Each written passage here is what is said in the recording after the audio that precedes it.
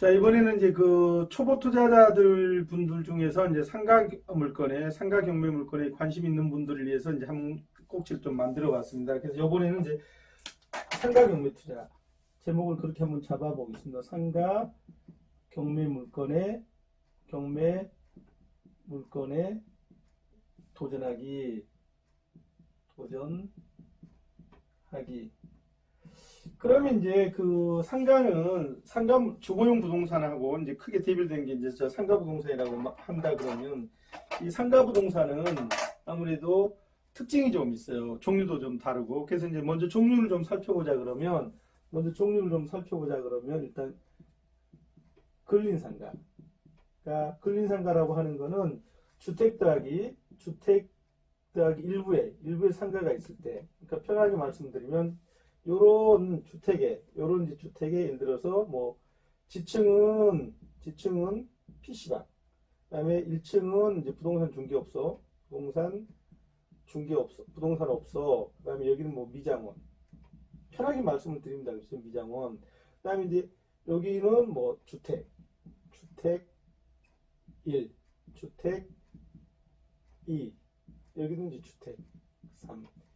이렇게 주거용 부동산하고 상업용 부동산이 혼재되어 있을 때, 그럴 때 이제 상가라고 말씀드렸을 때 이 부동산에서는 이제 뭐 예를 들어 반지층의 PC방하고 여기 빨갛게 칠해는 요 부분만이 이제 상가라고 본다 그러면 저건 이제 근린상가입니다. 그 여기는 이제 파란색으로 칠한 요 부분 이제 아시겠잖아요. 요 부분은 이제 주거용 부동산입니다. 그렇게 해서 건물 하나에 일부는 상가고 일부는 이제 주거용 부동산일 때, 이제 사실 경매를 하신 분들이 얘기를 잘 들어보면 그런 분들 그렇게 말씀하시는 분들이 많으세요. 이렇게 알뜰한 근생 하나를 경매로 낙찰받고 싶어서 경매 공부를 합니다라고 하시는 분들이 많으세요. 어쨌든 이제 여기서는 이렇게 이제 주택 일부에 여기처럼 이렇게 주택 일부에 그 상업용 시설이 있을 때 그런 부분을 이제 낙찰받을 때가 이제 근생 부동산이고요. 그 다음에 또 하나는 이제 두 번째는 뭐가 있냐면 이제 전문상가. 그러니까 전문상가 중에서 특히 이제 오픈상가가 이제 경매가 많이 나옵니다. 그러니까 뭐 어디라고 말씀은 못 드리겠는데요. 왜냐하면 이게 좀 문제가 있으니까. 그 이제 오픈 상가가 잘하면 좋은데 그 잘 안 되면 굉장히 곤란한 일이 벌어지세요. 뭐 전용 면적으로 따져서 작게는 한 평에서부터 시작을 해서 3.3평, 뭐 5.5평 정도예요. 그런 것들이 몇천 평 되는 매장 안에, 몇천 평 되는 전체 넓이 안에 아주 3.3평짜리, 실평수로 3.3평짜리, 그러니까 그게 분양 면적이 대충 한 10평 정도 되는, 10평방미터 정도 되는 이제 그런 부동산에, 죄송합니다. 10평방미터. 그러니까 10평방미터짜리의 전용 10평방미터짜리의 분양이 이제 33제곱미터 그런 식의 오픈 상가들 쫙 있을 때, 이게 저도 최근에 제 이제 사무실이 강변 테크노마트에 있다고 말씀드렸잖아요. 강변 테크노마트가 일부는 사무동이고 일부는 판매동인데 판매동 전체가 처음에 분양이 될 때 오픈 상가식으로 분양이 되었어요. 그러니까 소유자도 많고 굉장히 이제 쉽지 않습니다. 근데 그 다음에 이제 그 요 두 개를 이 전문상가하고 전문상가가 이제 오픈상가 있을 때지만 전문상가가 오픈상가가 아닌, 소위 말해서 이제 그 로드샵이라고 그렇게 얘기도 하시는 분들도 계시더라고요. 무슨 말이냐면 그 신도시 같은 데 가서 보면 신도시가 생기면 이제 길 옆으로 상가가 이제 쭉 새로 뭐 부동산 가게 말씀합니다. 그다음에 1층에 뭐 식당 같은 것들도 그렇고 그런 이제 전문상가 로드샵 상가가 있으세요. 그런데 특히 이제 신도시가 새로 개발돼서 공급되는 이 상가 같은 경우는 이제 좀 많이 주의를 하셔야 되세요. 선생님들은. 왜 그러냐 그러면 이 신도시가 상권이 형성되는 게 그렇게 빨리 되지 않습니다. 요즘 이제 대표적인 데가 위례 신도시 저희 이제 그 사무실하고 가까워서 제가 한번 최근에 두세 번 갔다 온 적이 있는데 그렇게 비싸게 된 그 상가가 그 길 따라서 쭉 상가가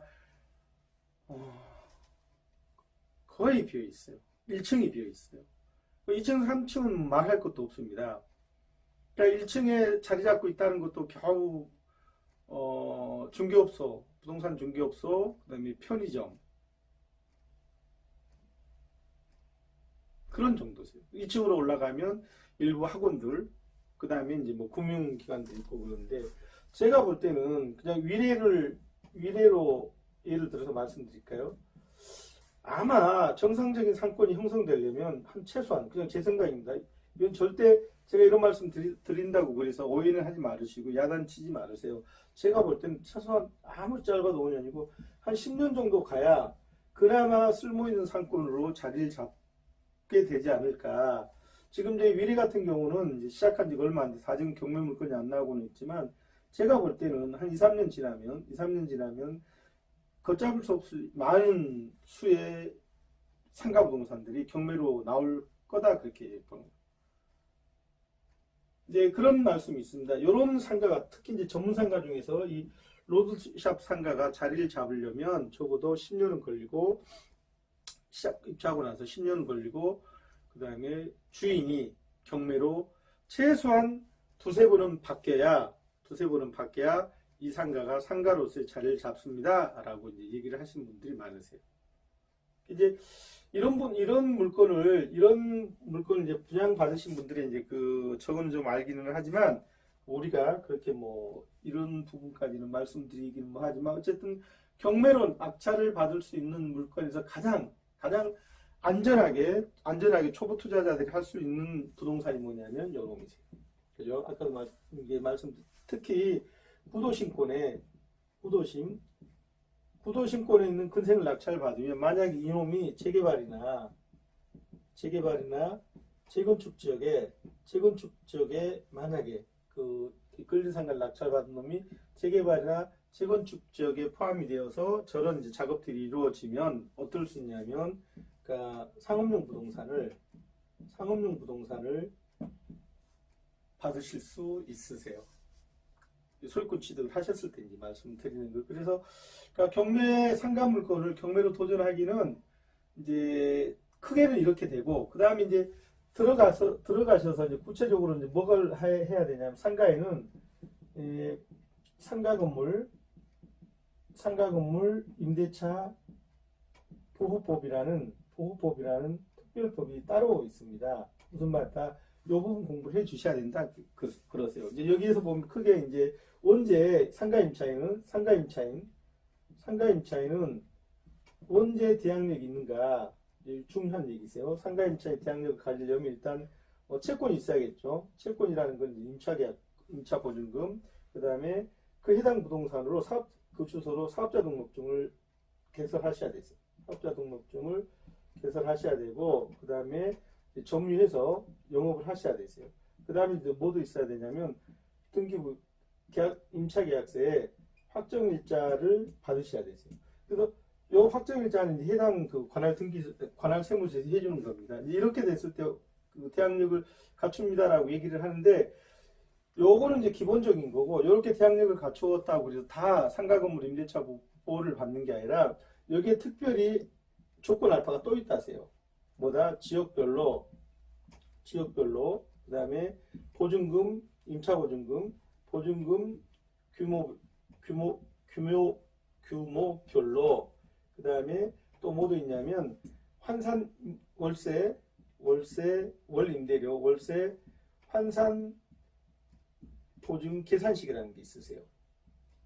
계산식을 통해서 이제 쉽게 말하면 월세 곱하기 100이라는 걸 해서 그러니까 요놈은 기본적인 거고 상가 임차인이 상가 건물 임대차 보호법을 받으려면 말씀드렸던 하나, 둘, 셋, 네 가지에 대한 것들이 기본적으로 이제 갖추고 다시 지역별로 보증금 규모별로 월세 환산을 해서 조건이 맞으면 이 조건이라는 건 나중에 상가 건물 임대차 보호법을 따로 설명을 할 때 그때 말씀드리도록 하겠습니다. 그래서 요놈 기본에다가 요놈을 맞췄을 때 다 그 보호 범위 안에 들어갔을 때, 보호 조건식 안에 들어갔을 때 비로소 이제 상가 건물 임대차 보호법의 보호를 적용을 받습니다. 그러니까 지금 요놈을 다 한꺼번에 말씀드려버리면 우리 선생님들 이제 좀 헷갈리세요. 그래서 일단은 이 상가를 1, 2, 3의 상가를 낙찰받고자 할 때는 그 부동산에는 상가 건물 임대차 보호법에 적용을 받습니다. 원칙은 뭐다? 상가 건물 임대차 보호법에 적용하는 원칙이 뭐냐면 이용 현황상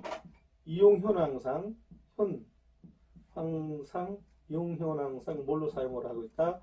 상가로 활용을 하고 있을 때 상가 건물 임대차 보호법이 적용이 됩니다. 그러니까 뭐 건축물 관리대장이라든지 등기부등본에는 설령 상업용 부동산으로 되어 있지 않다 하더라도, 그러니까 그 임차인이 그럴 수 있잖아요. 아까 말씀드린 그 주택 일부를 뭘로 이제 부동산으로 개조를 해가지고 부동산을 주고 있다면 건축물 관리대장이나 등기부등본에는 주택으로 되어 있을 수 있지만 이용 현황이 실제로 상업용 부동산으로 임대차 계약을 하고 그렇게 사용을 하고 있다 그러면 주택임대차 보호법에 적용을 하시면 안 되고 상가 건물 임대차 보호법에 적용을 이제 하셔야 됩니다. 그래서 이제 사실 저도 최근에는 굉장히 이제 상가를 열심히 봤습니다. 지금까지 제가 최근에 보유하고 있는 이제 상가가 뭐 이렇게 저렇게 꽤 여러 개 있습니다. 저기 구리 교문리에도 꽤 큰 게 하나 있고요. 이제 제 개인적으로 투자한 건 아니고 공동 투자한 거고. 그 다음에 여기 구이동에도 2층에 한 75평 되는 이제 사무실을 하나 갖고 있습니다. 그 다음에 강변 테크노마트에도 지하에도 있고 또 26층에도 있고, 그 다음에 오산 원동에도 또 저희가 이제 낙찰받은 물건들이 있습니다. 그래서 이제 어쨌든 상가가 이제 재미도 있지만, 그러니까 주거용 부동산이야 공실날 염려가 그렇게 크게 없어서 이제 그렇게 뭐 웬만하면 조금만 싸게 세를 주면 나가는데, 이 상가 부동산은 그렇지는 않은 것 같아요. 그러니까 이렇게 특히 또 상가 부동산의 특징은 뭐냐면 임대료 더하기 관리비가 있잖아요. 그래서 그다음 요즘처럼 또 내수가 좀 안 좋을 때는 무턱대고 상가 건물에 용감하게 달라드는 것도 좀 따져보셔야 되세요. 무슨 말씀을 드리냐면, 그러니까 어떤 정확한 그 투자 전략만 갖고 계시다 그러면, 투자 전략만 가지고 계시다 그러면, 지금 사실 아마 제가 통계를 안 내봤는데 직감상 상가 건물의 그 낙찰가가 조금 떨어지고 있는 것 같아요. 왜냐면 내수가 없으니까, 내수가 이렇게 어려우니까. 그래서 그런 부분을 잘 이렇게 활용을 하면 상가로 경매 물건에 도전하는 것도, 그러니까 임대료 잘 나오는 상가를 내 것으로 한다. 굉장히 이제 꿈 같은 얘기지만 한번 해보고 싶으시잖아요. 그래서 이제 한번 도전해 보시겠다는 분들이 많아서 굳이 상가 물건이라는 그 꼭지를 뜯어가지고 이제 한 꼭지를 만들어 봤습니다. 이 강좌를 통해서 상가 투자에 이제를 시작했고, 그 다음에 경험을 쌓아가지고 아까 처음에 말씀드렸던 저 일본의 근생 같은 경우를 우리 선생님들 것으로 할 수 있는 날이 왔으면 좋겠습니다. 자, 요번 강좌는 이걸로 마치도록 하겠습니다. 감사합니다.